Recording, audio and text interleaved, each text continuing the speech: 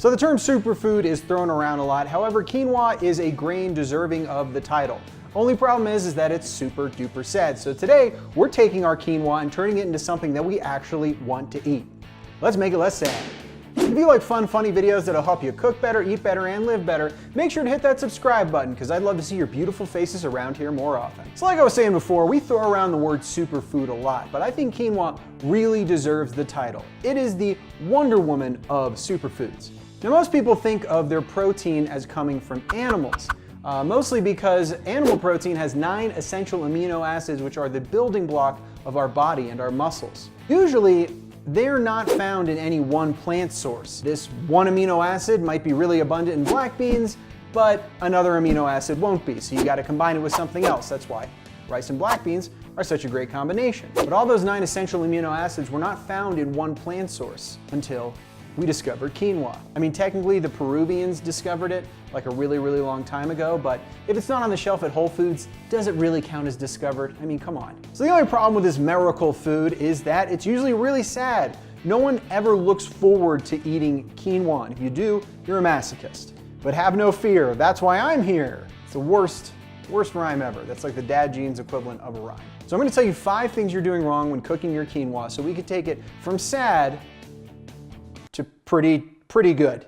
Pretty good, like tasty. It's quinoa, you know, it's not a cheeseburger. What do you want me to do? I have too much respect for you to lie to you, but if you want to eat some quinoa and you want it to taste good, you come to the right place. Okay, so your first problem is that you're not rinsing your quinoa or you're not rinsing it enough. Now you see, quinoa has this stuff on the surface called saponins. These are compounds that give it a really bitter taste to help ward off predators. Now, in this case, the predator is you in your sweatpants that you wear when you feel bloated, trying to redeem yourself after a weekend of pizza and tacos. Now, first you want to get pre-washed quinoa or pre-rinsed quinoa, and then you want to rinse it for a full minute. Now, don't skimp on the rinsing, okay? If you don't rinse it enough, it's gonna taste horrible. Have you had the bitter quinoa problem? Let me know in the comments section below. Okay, so now that you got your rinsed quinoa, just dump it in the pot and add some water, right?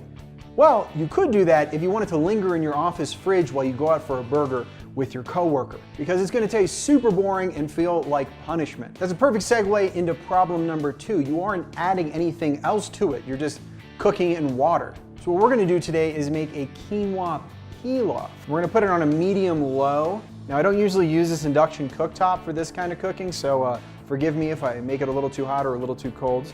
Then we're gonna put in about 2 tablespoons of olive oil.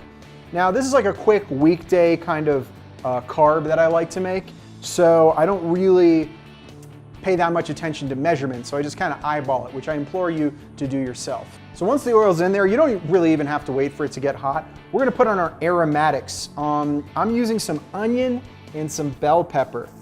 And this stuff is just gonna be kind of like the base for your pilaf.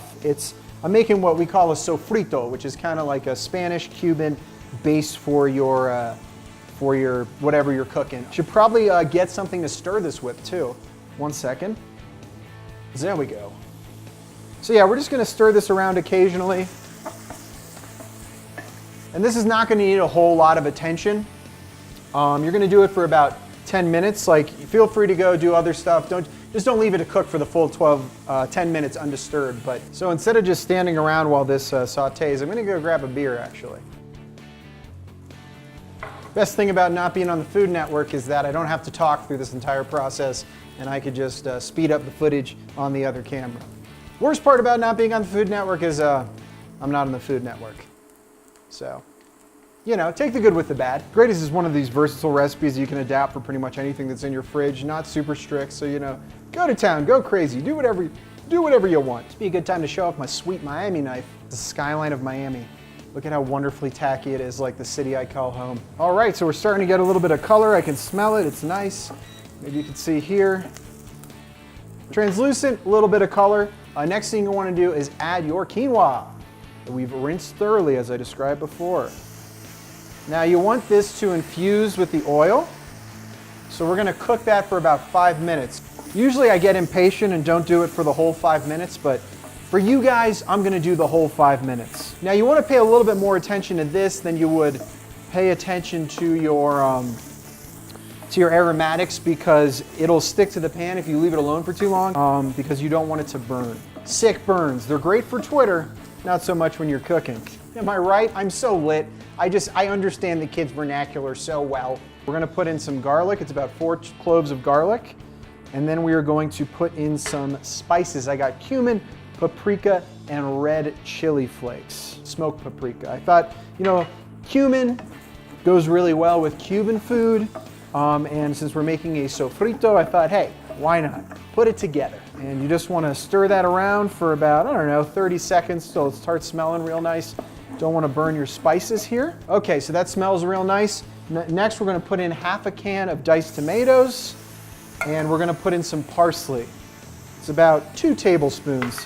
We're just gonna keep moving that around for a few minutes. You just wanna kind of get the rawness off of the tomatoes, and you also wanna just really get the quinoa to absorb it. And also, the next ingredient brings me into my next point. You're not salting your quinoa enough. Now you want to put in a decent amount of salt. Just sprinkle it all in there, because salt is really going to bring a lot of flavor to anything that you cook. I think one of the biggest problems that people have when they're cooking is that they don't add enough salt. They'll add more spices, but salt is really what's going to intensify the flavors of everything in the dish. So we're just going to do this for a few minutes. All right, so our flavors are all melded together, and that brings me to the most important thing that you're not doing to your quinoa, which is making it taste awful, is that you're using water, not stock. We've got 2 cups of chicken stock here, and we're gonna go ahead and pour that in, and that is going to make a huge difference in the taste of your quinoa pilaf. Stock can literally make or break a dish. It is the basis for all French cooking and other cuisines that I haven't studied as much. If you want to keep this vegan, use a vegetable stock. We're using a chicken stock, we absolutely don't have to, but what you need to do is not use water. I'm gonna go get a top because we're gonna bring this to a boil, simmer it, and then let it go for about 15 minutes. All right, so this bad boy is boiling. We are going to add more salt, yes, more salt. And just like, I'm not using measurements, I'm just like putting a bunch of salt in there. If you think it's too much, it's probably not enough. I'm not liable for any salty food. So we're gonna give that a quick stir. We're going to put it down to the lowest heat. We're gonna put a cover on this bad boy and then wait. All right, so now that that is going, I'm going to clean up my kitchen a little bit. Should I do a time lapse of it? Why not? All right, guys, so it's been about 20 minutes. Quinoa takes a little bit longer at this altitude. I'm at like 8,000 feet. To absorb the water, but you can see right here, the quinoa is done. There's little holes where the bubbles were forming, but you don't want to serve it just yet. You want to take it off the heat and let it rest for 5 to 10 minutes. All right, so I was gonna wait the full 10 minutes, but I was getting kind of bored and impatient, to be completely honest. So let's try this guy out. First, you want to fluff it up a little bit. A little too liquidy for me, so probably should have let it rest the entire 10 minutes, but you know, I got too much ADD to do that. And let's see how it tastes. Don't worry, I'm the only one eating this, so if it falls in, it's not a big deal.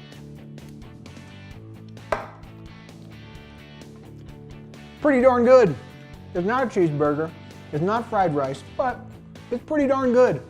It's not punishment, all right? It's not a health food that you're eating and feeling bad about it while you're eating it. And tell me about your experiences with quinoa in the comment section below. What are other superfoods you want to learn how to make palatable? Because I really want to do another video on another superfood that people have a really hard time eating.